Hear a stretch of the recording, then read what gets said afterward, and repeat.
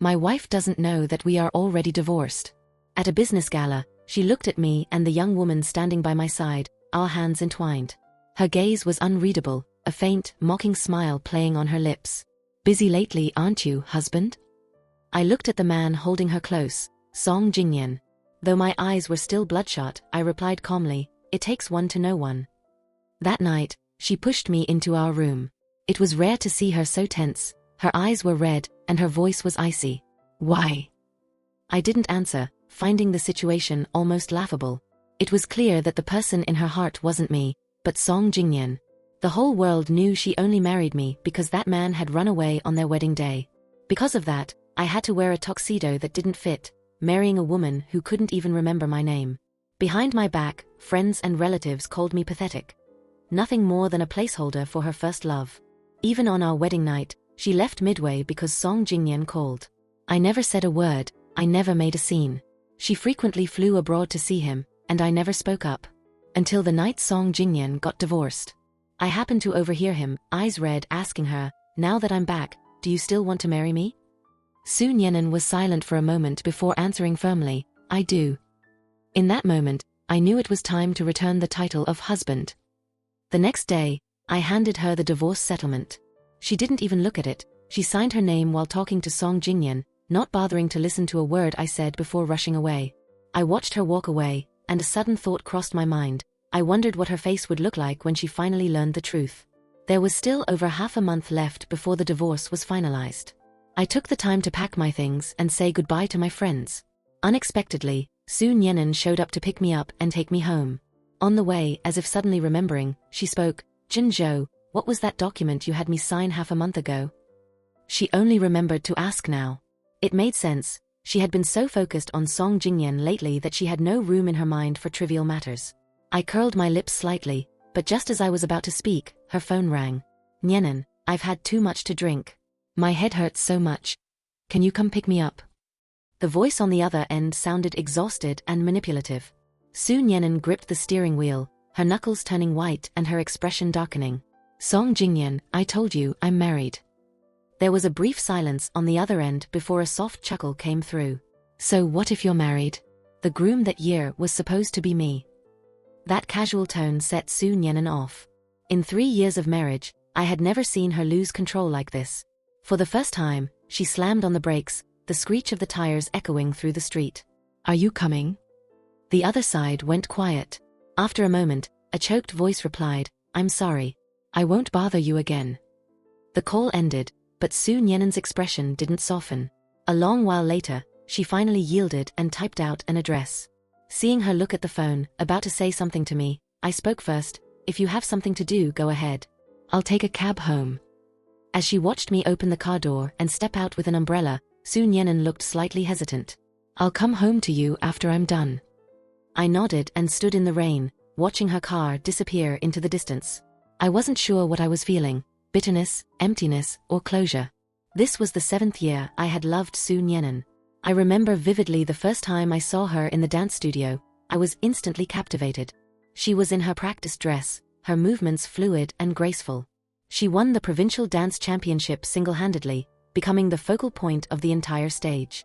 In the heavy rain, I sent her a text. The document you asked about is in the glove compartment. If you want to know what it is, open it. Half an hour after I arrived home, Soon Yenin finally replied, if you gave it to me to sign, I'm sure it won't hurt me. Meaning, she wasn't going to read it. Of course. She was in a hurry to pick up a drunk Song Jingyan. She didn't have time for such things, even if they were less than half a meter from her hand. It rained all day and didn't stop until the next afternoon. I stayed home, quietly deleting every post about our married life from all my social media platforms. Once I finished cleaning up my digital presence, a new post from Song Jingyan caught my eye. It was a set of 9 photos taken on a yacht, each angle perfectly framed. In the photos was a woman's soft hand. I recognized it instantly as Soon Yenin's. I knew Song Jingyan was doing it on purpose, but at this point, I no longer cared. I turned off my phone, stood up, and went to the kitchen to make a salad. Just as I finished dinner, Soon Yenin unexpectedly returned. Seeing the cake in her hand, I was slightly stunned. Don't you dislike sweets? Why did you suddenly buy a cake? Soon Yenin walked over, frowning slightly when she saw the simple meal on the table. Today is your birthday. Did you forget? Why are you eating such a meager meal? I froze. When I was 4, my parents divorced and left me to be raised by my grandmother.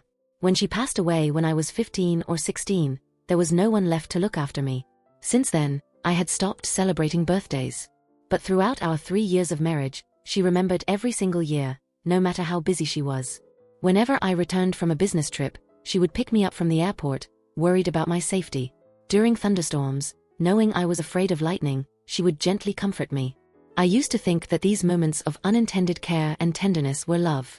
Until our 1-month wedding anniversary. Soon Yenin used work as an excuse to cancel the romantic dinner I had booked. Feeling disappointed, I was about to head home when Jeong Mo called me to bring a jacket to a bar.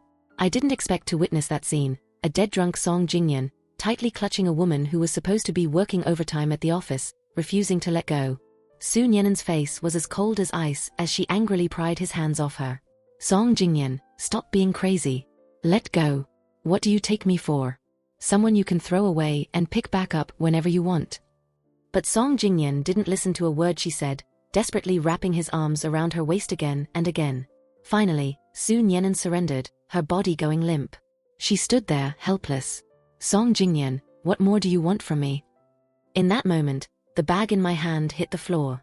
Countless images flashed through my mind, hands tightly intertwined in a crowd, an umbrella tilted to one side in a downpour. Every detail was evidence of the love Soon Yenin had for Song Jingyan. I had seen it all with my own eyes, so I couldn't deny it. Even though we had been married for 3 years, even though I was her husband, even though I had received scraps of her tenderness, I couldn't deny that all those good things were merely borrowed while Song Jingyan was away. I had clung to that tiny bit of sweetness, naively thinking I had the whole world. But in reality, I never possessed her for even a second. So, looking at the number 24 on the birthday cake, my heart remained still. I simply nodded politely. Thank you. Soon Yenin lit the candles and smiled. Chunzhou, we are husband and wife. Don't be so formal with your thanks. Make a wish. I nodded, but just as I was about to stand up, her phone rang again.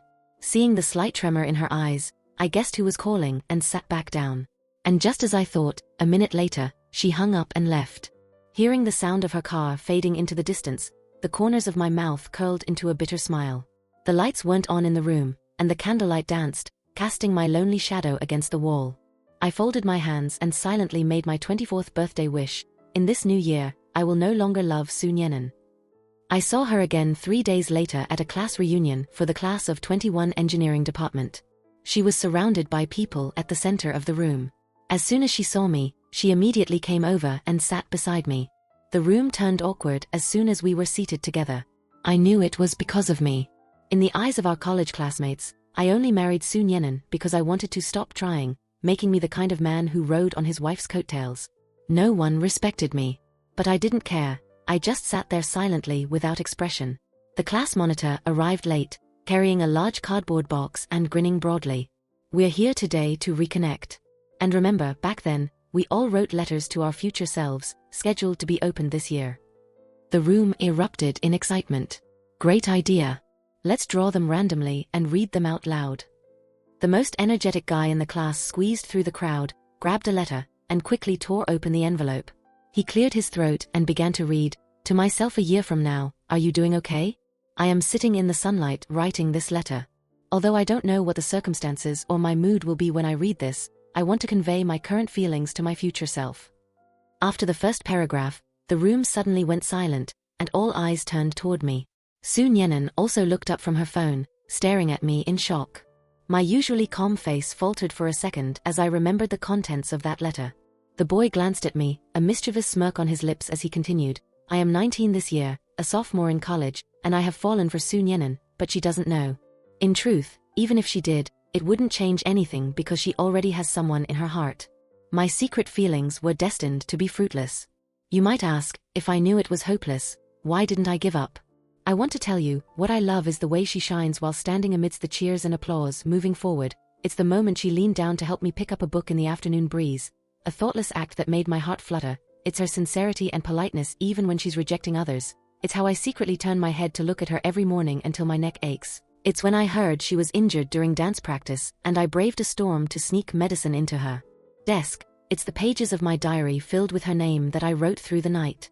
Perhaps she will never even remember who I am, but that's okay, because a secret love is a chaos that belongs to only one person. As the letter finished, the room was pin-drop silent.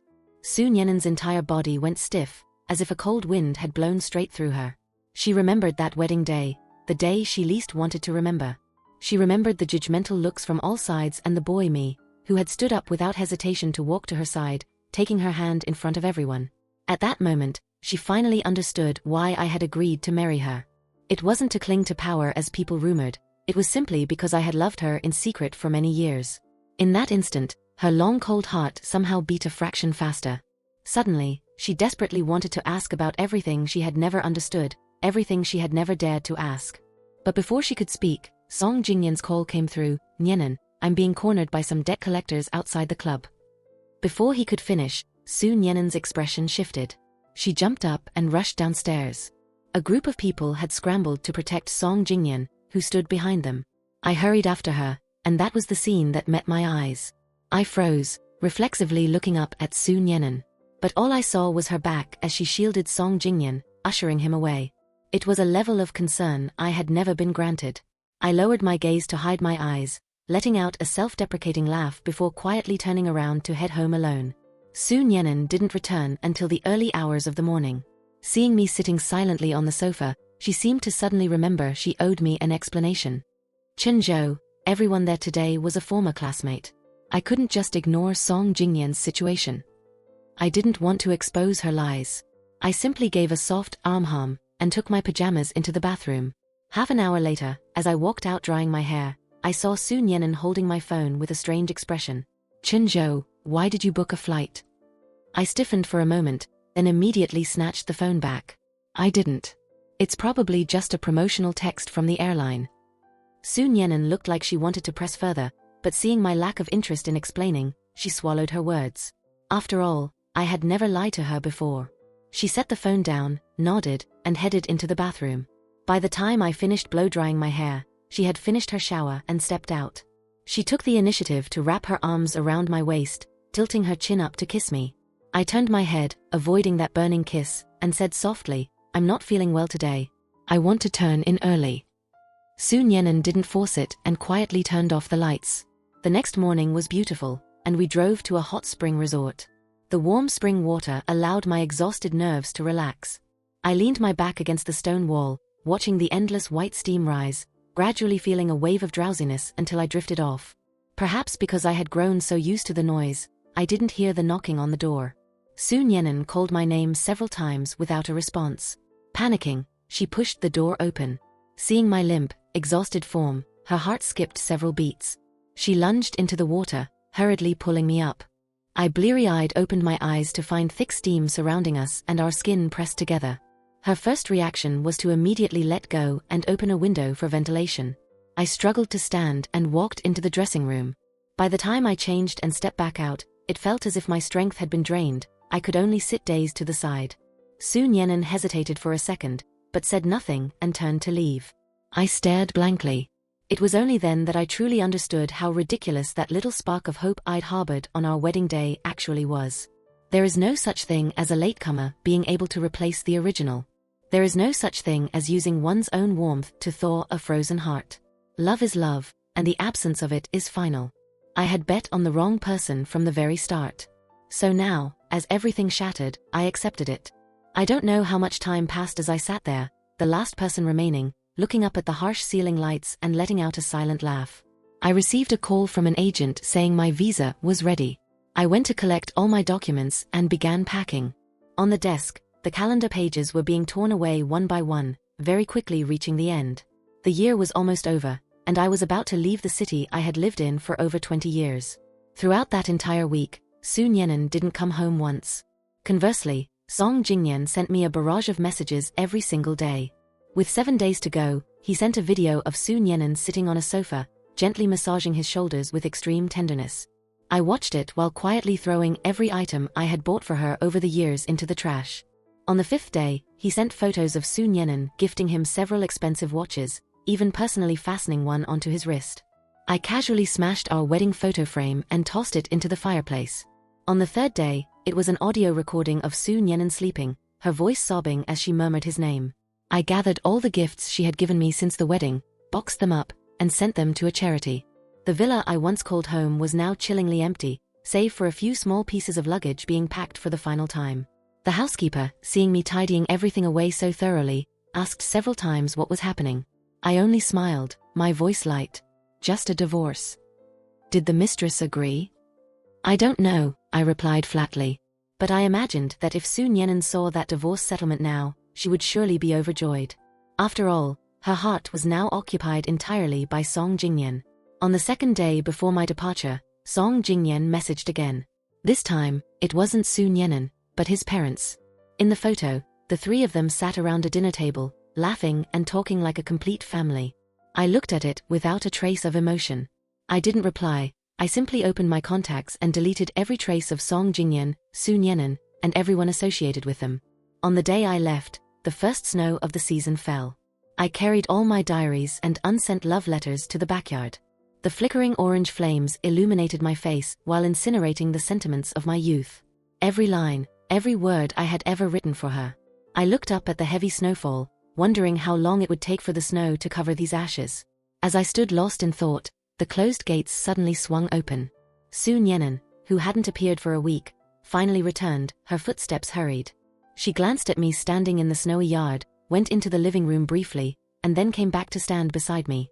Seeing the light pink envelope smoldering, she suddenly remembered that letter from the reunion. The heart she had once abandoned finally began to soften. I've been so busy lately, she said softly. Wait 2 more days until I finish this project, then can we have a proper talk? Talk about what? The divorce. I laughed, looking up at her with a voice that was strangely calm. There's no need to talk anymore. I gave you exactly what you wanted a month ago. What are you talking about? Just as Su Nyenan was about to ask, her phone chimed several times. She turned on the screen, and as she read the messages, a gentle smile lit up her eyes. Seeing that expression, I said nothing more and silently tossed the last few love letters into the fire. I stood up, my tall frame completely blocking the flickering flames behind me. Su Nyenan finished her last text just as the letters finished burning. Perhaps she had even forgotten what she was about to ask. I walked her to the gate and even opened her car door for her. A cold wind swept through. Su Nyenan noticed I was dressed lightly and said softly, "Go inside, don't catch a cold." I stubbornly remained at the gate to see her off, saying nothing. Through the car window, Su Nyenan saw me give a slight wave, appearing to say something, but she couldn't hear it clearly. It was likely just "drive safely," something she had heard countless times over the last 3 years, so she didn't give it much thought. The car roared to life and soon vanished from sight. I stood alone in the snow for a long time before returning to the house, putting on my coat, and dragging my suitcase downstairs. Under the moonlight and the first snow, the flakes landing on my hair made it look as though I had turned gray from a distance. A taxi pulled up in front of the villa. Before getting in, I looked back one last time, softly repeating what I had said earlier, as if speaking to myself, "Goodbye forever. Goodbye Beijing, goodbye Su Nyenan." At the same time, Su Nyenan drove straight to Song Jingyan's house. Last night, he had insisted on seeing childhood photos, so she had gone home to find them. After retrieving them, she carried the heavy bag of photos toward the elevator, passing a strange woman. The woman carried a faint but familiar perfume, the scent Song Jingyan loved most. She had just stepped out of his apartment. Is that a friend of his? Su Nyenan felt a twinge of suspicion, but as the elevator arrived, she didn't think much of it and pressed the button for the 7th floor. The moment he saw her, Song Jingyan flashed a brilliant smile. The two of them looked through the photos and chatted animatedly, reminiscing about childhood until she temporarily forgot everything else. At noon, Song Jingyan's parents arrived. They said, "Nyenan, your uncle and I have been so busy these past few years. If it weren't for you taking care of Jingyan, I don't know what would have happened to him. We truly thank you." Song Jingyan stepped forward to take her hand, but his mother pulled him back. "You're all grown up now, and you have your own family. Jingyan is still immature, clinging to you constantly. I hope you don't blame him. I'll discipline him and tell him not to bother you anymore." The room suddenly fell silent. Su Nyenan understood the meaning behind those words. She momentarily lost her composure, but quickly regained her poise, the smile on her lips fading into a formal politeness. Song Jingyan's expression also changed, but he pretended not to understand his mother, smiling at Su Nyenan as he tried to change the subject. Come on, Nyenan and I grew up together. How could it be a bother, right? Su Nyenan looked up, about to reply, but she caught the deep, meaningful gaze of the two elders. The words on her lips shifted. That's true, but my secretary just informed me of some business at the company. Since your parents are here, it's not convenient for me to stay.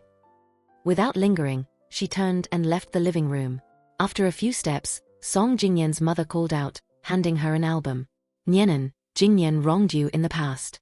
He was young then and didn't understand the value of sincere feelings. Don't take it to heart. Looking at the woman who had watched her grow up, whose face was now filled with hesitation, Su Nyenan shook her head slightly. Auntie, the past is forgotten. I won't blame Jingnyen. Please don't worry. Song Jingnyen's mother sighed, her eyes filled with regret. It's Jingnyen's lack of fortune, and perhaps you two weren't meant to be husband and wife. I heard from your mother that your current husband is very filial and mature, and that you two have a good relationship. You must cherish him. He is the one worthy of your heart, the one to walk with you to the end of the road. Su Nyenan understood the advice to let go. She also knew clearly that the story between her and Song Jingnyen had actually ended the day she stubbornly stood up at that wedding, the day she married someone else out of spite. Over the past 3 years, she had tried to forget the past and had tried to live well with me. But 18 years of love isn't something you can just drop. So when Song Jingnyen returned to the country and pursued her repeatedly, Su Nyenan eventually softened. Even if they couldn't be lovers, there was at least the bond of friendship. With that mindset, she allowed herself to go to him time and time again. To be honest, every time Song Jingnyen cried and said he still loved her, Su Nyenan's heart wavered. But those emotions were like a breeze over a lake, stirring a few ripples before returning to stillness. She always remembered in time that the man who was her husband was me. Over and over, she felt as if she were lost in a thick fog, unable to find the exit.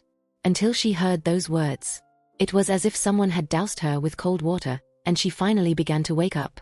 She remembered the moment I stood in the white snow to see her off that morning. A strange sense of warmth welled up in her heart.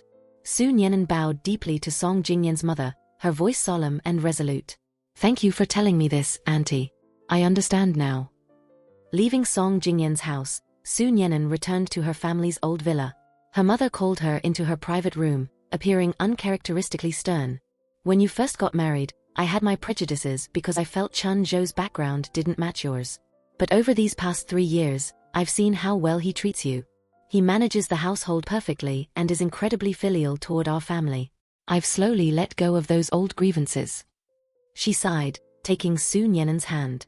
You're not a child anymore. I don't want to nag you about this forever. Let the past stay in the past. Don't keep chasing what's gone. You have a good eye for people. Since you chose such a good husband, you should settle down and live a proper life. Marriage isn't like dating. It's like a pot of slow-cooked porridge. It takes time and patience. You and Chun Zhou married quite young, and perhaps your feelings haven't matured yet. If there's anything between you, talk it out. Don't let things bottle up into misunderstandings. Do you understand? Su Nyenan hadn't expected her usually quiet mother to speak with such raw sincerity. But she knew her mother was right. She bowed respectfully. You're right, Mom. I know what I need to do now. Her mother nodded in satisfaction and pushed a small box across the table. This is a jade piece my grandmother gave me when I got married. Give it to Chun Zhou.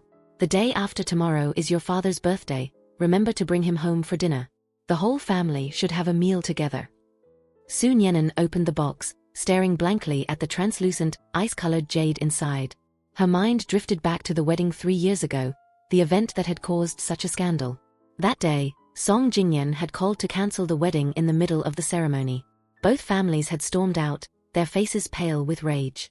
She had stood alone on the stage, her heart a hollow void, clutching the microphone and venting every suppressed emotion. She couldn't even remember exactly what she had said. That was until I stood up, pushed toward the backstage by her friends, and then reappeared in her line of sight. As the wedding march played, I wore a tuxedo that was slightly too large, taking steady steps toward her side. Under the scrutiny of thousands, I showed no fear, no regret. Perhaps it was that very decisiveness that gave courage to her shattered heart. Even though she couldn't even remember my name at the time, she made a vow then to treat the man who handed her that ring, the man who took her hand at her darkest hour, well for the rest of her life. Su Nyenan placed the jade box in the glove compartment. Before closing it, she noticed a set of documents. She focused on them, trying to remember what they were, but she couldn't recall when they had been placed there. Just as she was about to pull them out, her phone rang. It was Song Jingyan. "Nyenan, my parents are back. My friends are inviting us out. Are you free to come over and join us?" This time, Su Nyenan didn't hesitate. She refused him outright. Song Jingyan's voice dropped, stammering to say more, but she used a meeting as an excuse and decisively hung up. She closed the drawer and drove home. The villa, which was usually lively, was eerily quiet today. Her eyes swept across the living room, and she realized many things were missing. The hair clip I bought for her that had been sitting on the coffee table for months, the water glass that usually sat on the dining table, the throw pillows on the sofa. They were all insignificant items, but they were things I had bought. Before, she never would have noticed, but for some reason, she was keenly aware that something was wrong. She called the housekeeper over. "Why is so much stuff missing from the house?" "The master threw them all away," the elderly housekeeper replied. He looked at her expression, hesitating for a moment before asking, "Mistress, do you really want to divorce him?" Before she could answer, the front door burst open with a flurry of activity. "I knew you'd be home in this snow. How long has it been since you've hung out with us? Come have a few drinks with your big sisters." Several of her close female friends walked in, arm in arm, and without taking no for an answer, they dragged Su Nyenan out. The word divorce was swallowed by the mundane bustle of life before it could leave her lips. Though they said they were going for drinks, her friends were mindful of her health and only poured her water to sip. She sat watching them play games, took 2 sips of water, and pulled out her phone to text me, "Are you out today? Where to? When will you be back? Send me the address. I'll come pick you up in a bit. The snow makes the roads slippery. Be careful not to fall." The notification sound for a sent message rang out. She expected an immediate reply. However, when she looked down at the screen, amidst the blue and white interface, a stark, glaring red exclamation mark appeared. Directly below it were the words, "You cannot send messages to this person. Please send a friend request." She blinked several times, scrutinizing the account name and profile picture. It was me, without a doubt. So why had I suddenly deleted her? Su Nyenan couldn't wrap her head around it. She sent a few more messages, only to be met with the same blocked status. Her heart, which had just found some peace, was instantly thrown into a literal storm. Her logic told her something must have happened, but her emotions tried to reassure her, it must have been an accident. I had seen her off at the door this morning just like any other day, my expression normal, even waving goodbye. Su Nyenan tried to convince herself, but her hands gripped the steering wheel so hard her knuckles turned white as she floored the accelerator. The car sped off as if out of control, mirroring the growing anxiety burning in her chest. She blew through 10 consecutive red lights just to make it home before dark. The house was so quiet it felt frigid, no longer resembling a place where people lived. She noticed the kitchen light was on and, thinking I was inside cooking hangover soup, she rushed straight in. Indeed, there was a pot of soup on the stove, but the person tending the flame was the maid. Seeing her return, the maid hurriedly ladled a bowl and brought it over. Su Nyenan took a sip, but as the hot liquid touched her lips, it lacked the familiar aroma. She frowned. The master didn't cook this hangover soup? The young maid panicked. "I'm sorry, mistress. Before the master moved out, he taught me how to cook it, but I didn't memorize it well. Please wait, I'll cook another pot." In that entire sentence, Su Nyenan only processed 4 words, "before he moved out." Her heart felt as though it had been thrown into an ice pit. When did he move out? "This morning, after you left the house." She immediately ran through the house. The living room, bedroom, study, bathroom. She tore through every corner, but there was no trace of me left. The elderly housekeeper heard the commotion and came over. Seeing her panicked face, he finally spoke, "Mistress, why did you agree to divorce the master?" "Divorce?" Hearing those words made Su Nyenan's head spin. She had never heard me mention divorce. Why did everyone think she wanted it? She tried to piece everything together, the strange coffee with Jeong Mo, the flight ticket she hadn't looked at closely, my vague words this morning. "I've already given you what you need." The more she thought, the more chaotic her heart became. She hurriedly told her secretary to track my movements while she drove around aimlessly looking for me. She went to the old apartment I lived in before we married, only to find the door sealed. A neighbor said, "He came back yesterday, packed a lot of things. Looked like he was going far away." Just then, her secretary sent a message, "President Su, I found that the master purchased a flight to San Francisco half a month ago. The flight was this morning. He should have arrived by now." So I hadn't just moved houses, I had moved out of the country. Realizing this, Su Nyenin felt as if she had been pushed off a skyscraper into an abyss. She didn't understand why I would leave so silently. Being her husband, standing by her side. Hadn't that been what I wanted all these years? After telling her secretary to book a flight to America, she returned to her car. Her gaze caught the documents in the glove compartment. This time, she finally pulled them out. On the very first page, the 4 words divorce settlement agreement hit her eyes, making her hands tremble visibly. By the time she reached the final page and saw her own familiar handwriting, she stood frozen. Why was her signature here? Why did she have absolutely no memory of signing this? She began to connect the fragmented memories. The only time I had asked her to sign something was an evening a month ago. At the time, I told her it was a gift I wanted to give her. She hadn't looked closely, just casually signed her name and left. I had reminded her multiple times to open it, but for an entire month, she hadn't looked once. The gift I gave her was freedom. I had proactively stepped back so she could pursue the love she had never let go of. When the plane landed in San Francisco, it was exactly mid-afternoon. At the airport exit, I reunited with Su Qiao, my former teacher whom I hadn't seen in a long time. In my senior year of college, Miss Su had resigned to start her own business. 3 years later, she was firmly established in the tech world of Silicon Valley. It was because I received a job offer from her that I decided to go abroad. The moment she saw me, she waved warmly. "Chunzhou, it's been too long." "Hello, Miss Su. It has been a long time." "Don't call me MS anymore, I quit teaching ages ago. If you don't mind, just call me Sister Qiao." Her gentle yet open personality made me feel incredibly warm. I didn't stand on ceremony and called her sister. On the way home, we talked a lot. "Chunzhou, I invited you to America half a year ago when you finished your master's, but you didn't accept. Why the change of heart now?" I hesitated slightly. Back then, I hadn't figured out what I wanted to do next, plus there were family matters, so I didn't want to go abroad. Now, I've thought it through. Who knows? Maybe after a while, I'll find a new ideal. Su Qiao comforted me gently. "That's life, you just take it as it comes. It's normal to feel aimless at this age. As long as you dare to step out, I believe you'll find your own path." After parking, she took me to my apartment. The unit faced south, filled with sunlight, and the clean layout made over half of my exhaustion vanish. After going to the supermarket with her to buy essentials, I showered and lay on the bed, watching the sky darken. A sense of unreality surged in my heart. Just yesterday, I was in Beijing watching the snow fall, and today I was on the other side of the ocean, starting a single life. The room was very quiet. I allowed my wandering thoughts to drift until I fell asleep.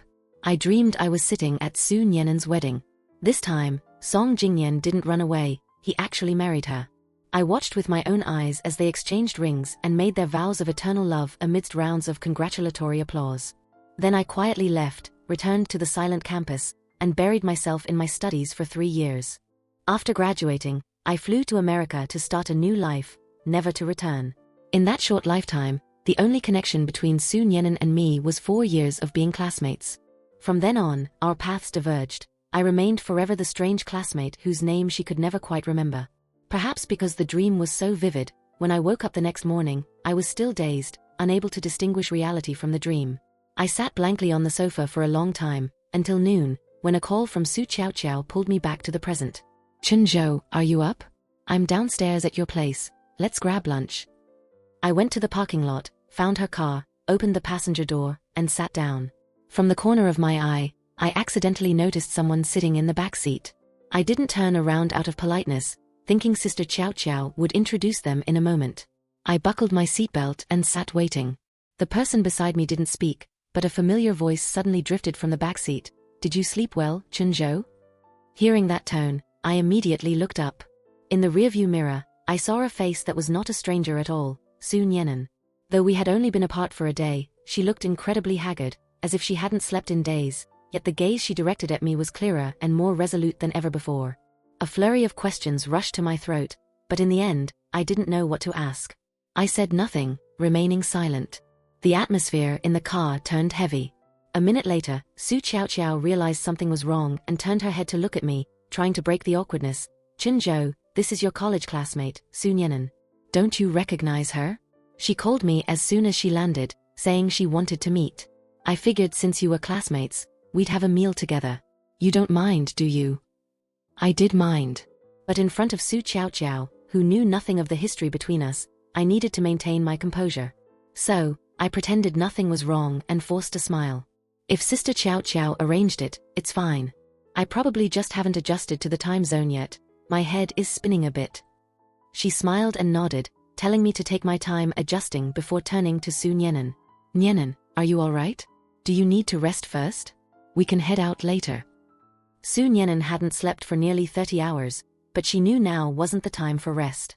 She shook her head slightly. No need. Let's eat first. You've already booked the restaurant. You two weren't very close back in school. I didn't expect fate would bring you together again in San Francisco. I kept my head down but could still feel a burning gaze from the back seat. I knew Su Nianen had come, and she had come for me. A woman as admired as her, raised in the halo of the Su family and accustomed to being pursued, was now being served divorce papers by a nobody like me. Surely, her pride wouldn't allow her to let it go. I closed my eyes and rubbed my temples, trying to clear my head for whatever was coming next. Meanwhile, the two of them continued their conversation. It wasn't exactly a chance encounter, Su Nianen said. I came to San Francisco for something very important, so meeting Chun Zhou was only a matter of time. Hearing her speak with such familiarity, while I treated her like a total stranger, left Su Qiao feeling a bit bewildered. So, you actually came here to find Chun Zhou? Did you two stay in touch after graduation? Are you that close? We're just acquaintances, I interrupted before Su Nianen could answer. With just those words, I saw Su Nianen's eyes flicker. Her lips tightened and then relaxed, and finally, she simply echoed, we were classmates for 4 years. Our relationship is casual now, but if we stay in touch more, we'll become closer. Oh right, Su Qiao continued. Nianen, are you here in the States for work? Didn't you bring your family? I heard you were married.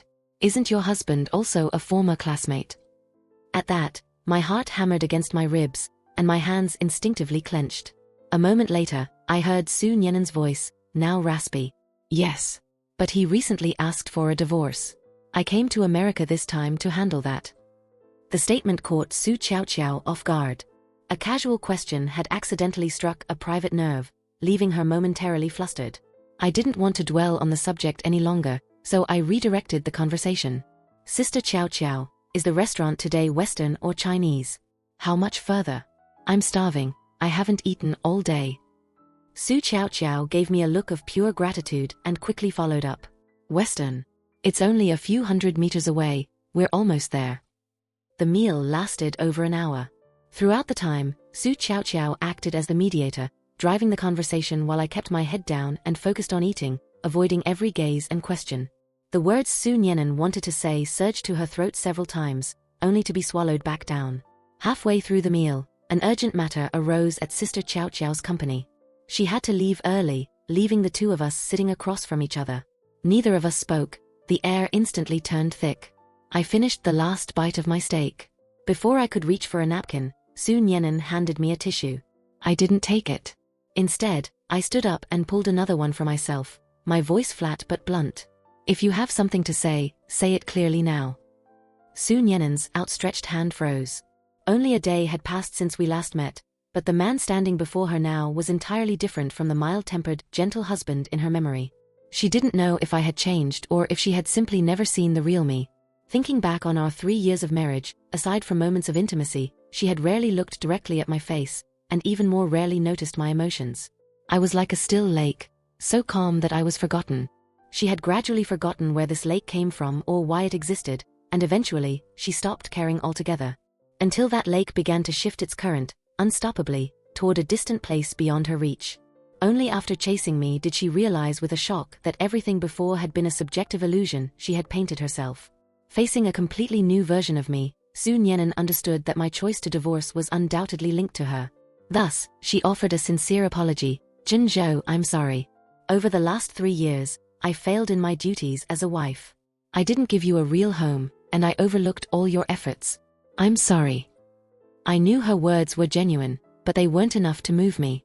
I understood that from the very beginning, Su Nianen and I were a mistake. I chose divorce because I realized how impulsive and naive I had been 3 years ago. I simply wanted to correct my own error. Therefore, I only replied with a short sentence, "I don't need your apology. Just file the divorce settlement with the court and send the certificate to my address. That will be enough." Su Nyenin was stunned. On the flight here, she still believed things could be saved. But at this moment, she realized just how deep my resolve went. Her voice turned urgent. "Do you really want a divorce? Why?" I looked her straight in the eye, each word clear and decisive. "I married you because I loved you, but I want to divorce you because I don't love you anymore. It's as simple as that." After leaving the restaurant, I didn't go home but went to find Su Qiao. Seeing me arrive alone, a look of surprise crossed her face. "Where's Nyenin?" After we left the restaurant, she had things to attend to. "I came here because I'm about to start work and wanted to check on the situation beforehand." Su Qiao didn't suspect a thing and took me on a tour of the entire company. After work, we had dinner together before I returned to my apartment. When I turned on my phone, I saw a friend request from Su Nyenin with a note. "There are a few clauses in the divorce settlement I want to discuss with you again." Since it concerned the divorce, I hit accept. Su Nyenin didn't beat around the bush. She immediately sent the sections she wanted to modify, clearly marked in red. I looked closely and discovered that the division of assets had been changed to a 50-50 split of everything. This meant that after the divorce, I would receive half of Su Nyenin's fortune. I sent her a voice message. "Regarding the asset division, let's just stick to the original contract. There's no need for a legal split like this. I don't deserve that much." Su Nyenin replied almost instantly, "I know you didn't marry me for money. I didn't change the contract as compensation. It's simply what the law prescribes. These are rights you should have, don't overthink it." I tried to explain further, but Su Nyenin remained adamant. I was tired, so I let her have her way. As the days went by, I officially began my new job. A month later, I received the divorce certificate along with a mountain of documents for the transfer of assets and shares. Looking at the long string of numbers in my account, I didn't know what to do with them, so I just put them away and continued with my life. The harsh winter passed, and spring gradually arrived. Just as I arrived at the company, Su Qiao called me into her office. She needed to select an assistant to go back home with her to discuss a collaborative project. "Chen Zhou, you're coming with me." Being named so suddenly caught me by surprise, but I had no choice but to nod. "Sister Qiao, is the focus of this domestic trip the Su group?" I guessed vaguely. She nodded. After our meal that day, Nyenin reached out to me. This project took shape following that meeting. She told me a little bit about your personal history. "I want you to come along to ensure there are no mistakes." I chose to be blunt. "Sister Qiao, my marriage to Su Nyenin was actually a brief, failed one. She never loved me. If you think bringing me along will increase the chances of a successful negotiation, I should warn you that the probability is not very high." Su Qiao looked at me, suddenly remembering what Su Nyenin had told her privately. "Chen Zhou and I are now divorced. I did poorly in that marriage and disappointed him. I want to hold on to this relationship, but I need more time. Please look after him for me." Su Qiao sighed and told me to just treat it as a routine business trip. I agreed. The return date was set for a week later. Looking back at the past, it felt like a dream. Now that the dream was over, I felt no lingering attachment. Su Nyenin had simply returned to her original place, a former classmate, nothing more. Returning to the familiar city, my mindset had completely shifted. Upon leaving the airport, Su Qiao was met by her parents. I politely declined their invitation for dinner so they could have their reunion. Dragging my suitcase out of the airport alone, I found it was raining heavily. Just as I was about to book a ride, a black car pulled up directly in front of me. Su Nyenin stepped out, holding an umbrella. Having not seen her for months, she was visibly thinner. She walked straight up to me, her eyes carrying an unreadable emotion. "Long time no see, Chen Zhou. Have you been well lately?" I instinctively took 2 steps back to create distance, my voice cold. "I'm okay." The coldness left Su Nyenin looking momentarily disappointed, but she quickly regained her composure and looked at the suitcase in my hand. "It's raining so hard. Let me take you to your hotel." Seeing a notification on my screen that my driver had accepted the trip, I shook my head. "No need. I've already called a car." "Then take this umbrella, otherwise your luggage will get soaked." I didn't understand why she had suddenly become so attentive, and a strange feeling rose within me. "I don't need your help. I don't see any remaining connection between us. Don't you agree, CEO Su?" The words were like needles stabbing into Su Nyenen's heart. Her hand, hidden in her sleeve, trembled slightly as she forced a smile. "We're divorced, but can't we even be friends?" I tucked my phone into my pocket, pulled an umbrella out of my backpack, and watched the approaching car. Before the divorce, we were just regular classmates. After the divorce, we just go back to that. You and I don't belong to the same world, there's no need to be friends. Every word was devoid of emotion. Su Nyenen stood frozen. She could only watch as the driver helped load my luggage into the trunk, watch me open the door, sit inside, and fold my umbrella. She felt as though something was slowly slipping out of her life forever. She couldn't help but take a step forward, gripping the car door just as it was about to close. Amidst the patter of the rain, her voice rang out clearly, "You say we aren't from the same world, but I don't think so. Chunzhou, you might have heard people gossip about your background, gossip about the fact that you married into my family, but I want you to know that I have never looked down on you. Not once did I feel you were unworthy of standing by my side. You are simply someone who dared to face himself and chase what he liked. There is nothing to be insecure about." Living alone for nearly 10 years, this was the first time I had heard someone say that to me. I tilted my head to look at her, the corners of my mouth curving slightly. It was a rare smile I gave her as I spoke softly, "Thank you." After dropping my luggage at the hotel, the rain finally tapered off. I grabbed my bag and hurried to the restaurant to meet Jiang Mo.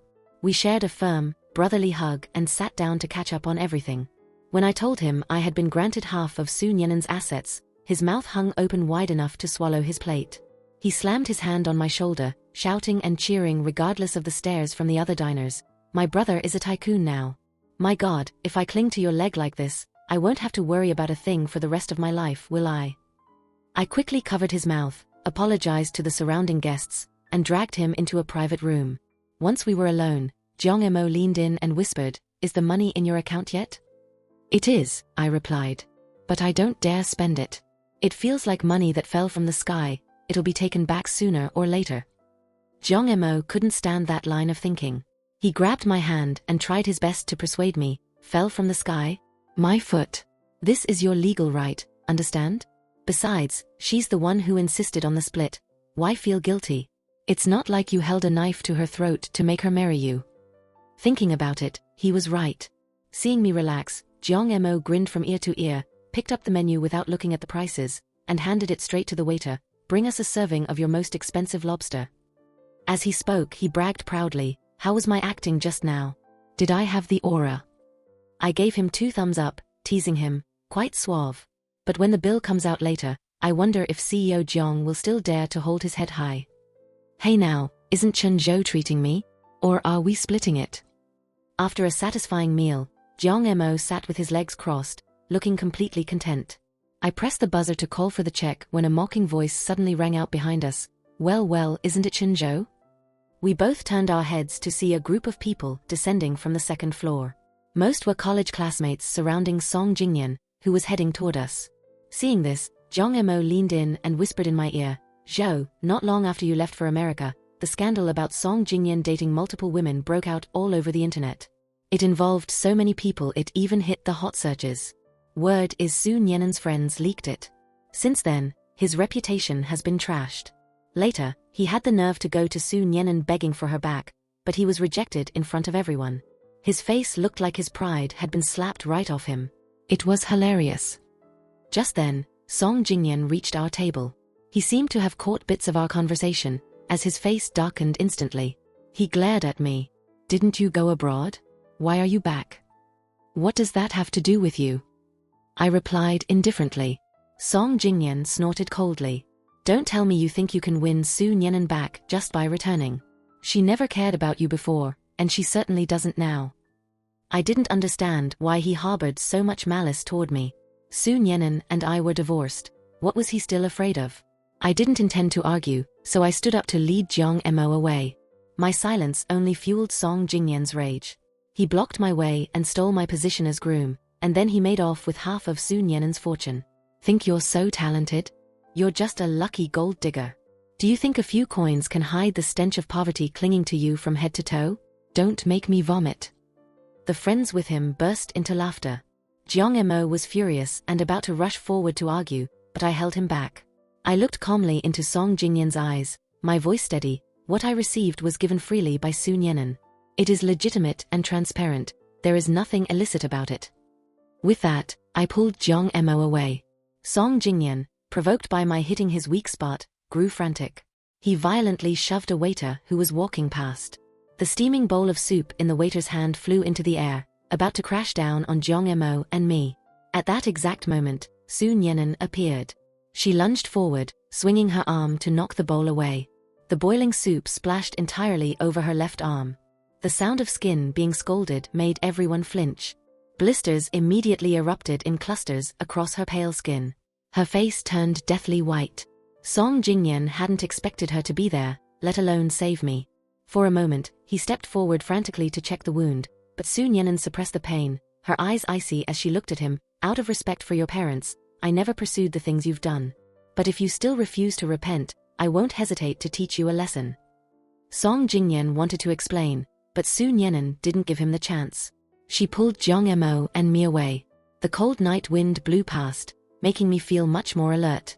Seeing her arm was severely injured, I immediately took the car keys from her bag and drove her straight to the hospital. In the emergency room, I looked back at Su Nyenan as she tried to endure the pain. I pulled out 2 tissues to help wipe the beads of sweat pouring down her forehead. I said nothing and took the prescription the doctor gave me to fetch the medicine. When I returned, the wound had been dressed. I drove Su Nyenan home.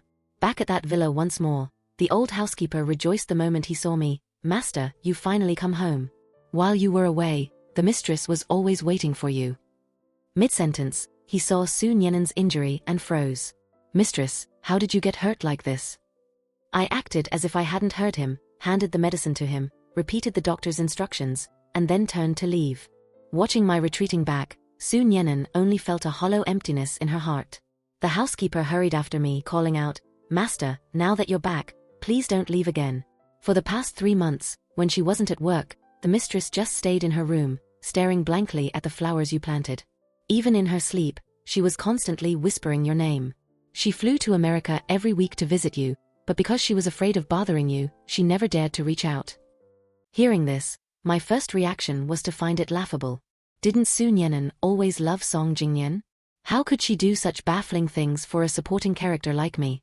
Therefore, I didn't take it to heart, only replying seriously, Uncle Zhao, Su Nyenan and I are divorced, and I have let go of the past. Don't call me master anymore. In the future, just call me Chun Zhou. After a brief 2-day rest, I returned to work. The project's progress was unexpectedly smooth. During negotiations with the Su Group, Su Nyenan didn't appear in person. She sent a vice president instead. I breathed a sigh of relief. However, they laid down one condition. The coordinator had to be me. Su Qiao guessed this was Su Nyenan's doing. She asked for my opinion. Chun Zhou, if it's convenient, could you tell me about your marriage? I recounted the entire story of 7 years of secret love and 3 years of marriage. When I finished, I smiled slightly. Sister Qiao, I have let go completely. To me, this is just a job. I will finish it professionally. At the end of April, the project was a resounding success. Su Qiao prepared to fly back to San Francisco. Before leaving, she asked me, the person you loved for 7 years finally understands her own heart. Are you really not going to give her another chance? I only said one thing, Sister Qiao, life cannot turn back, we must know how to look forward. For work convenience, I rented a penthouse. The next day, someone moved into the apartment opposite mine. It was Su Nyenan. Throughout that month in Beijing, I often ran into her everywhere. I knew she was quietly following me like a shadow. She often took the initiative to invite me for walks or dinner, but I always used excuses to refuse. The project, which had lasted nearly a year, finally came to an end. The day the contract concluded was also my 25th birthday. The night before my departure for America, Su Nyenan knocked on my door, holding a birthday cake. Happy birthday. I thanked her politely. When the candle was lit, I folded my hands and silently made a wish. What did you wish for? She asked. The same as last year, I replied casually. Su Nyenan remembered my wish from the previous year. In this new year, I will no longer love Su Nyenan. The smile at the corner of her mouth gradually turned bitter. Chun Zhou, the day you saw me off before you left last year. What was the last thing you said? I didn't hear it clearly then. In truth, I didn't really remember anymore. Those cold memories had been blurred by time. I made up a sentence as a response. I wish you happiness. I also wish myself happiness.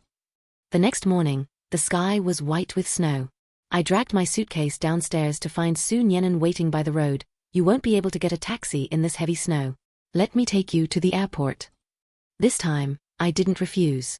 The car moved very slowly. To ease the atmosphere, Su Nyenan began to talk about the trivial things that happened after we married. She tried to use those small memories to move me, but I showed no reaction. At the airport, just as I was about to leave, she called me back and handed me a box containing a pair of heirloom jade pendants from the Su family. Take this. It is my sincere wish, and also my mother's wish. I shook my head slightly, my voice as light as the wind. I understand what this means, which is why I can't accept it. If this story has ended, then let everything return to its original place. Every word was like a knife carving deep into Su Nyenan's heart. She stood there in the snow, watching me walk away step by step without looking back once. The falling snowflakes covered my hair in white, bringing her a blessing of frost that she would never be able to touch for the rest of her life, growing old together without parting. A vow of silver hair that she could no longer keep. Thank you for following this emotional story to the end.